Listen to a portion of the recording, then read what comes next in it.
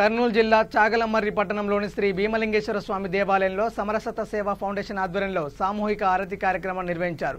దేవాలయం కేంద్రంగా నిర్వహించే ఈ కార్యక్రమం వల్ల గ్రామానికి సామూహిక ఆరతిలో పాల్గొన్న కుటుంబాలకు విశిష్టమైన సంపద, ఆయురారోగ్యం, ప్రశాంతత చేకూరుతాయని పండితులు ఆనంద్ శాస్త్రి, శంకరయ్యలు తెలిపారు. ఈ కార్యక్రమంలో Samarasata Seva foundation Allagadda division convener Salla Nagaraju, Chagalamarri మండల హిందూ ఐక్య సంఘం అధ్యక్షుడు రమేష్, రమణయ్య, సుబ్బయ్య పెద్ద సంఖ్యలో పాల్గొన్నారు.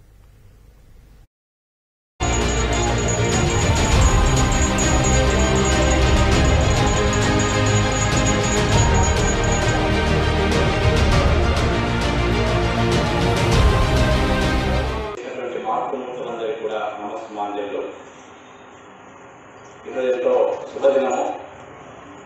ఒక ప్రత్యేకమైనటువంటి కార్యక్రమము మన గ్రామంలో నిర్వహించుకోవడం జరుగుతుంది.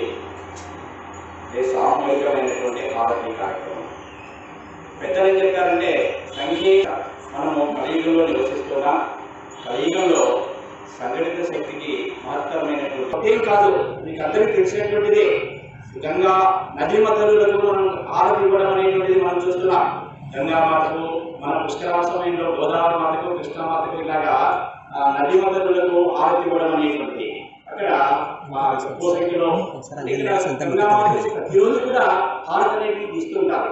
ఇంకా నదీ మధ్యలకు అప్పుడప్పుడు పుష్కరాల సమయంలో కానీ వాటి ఇక్కడ మనం గుర్తించుకోవాల్సింది ఏంటంటే, ఇది ఒక ప్రత్యేకమైనటువంటి అకేషన్ లో, ప్రత్యేకమైనటువంటి సందర్భంలో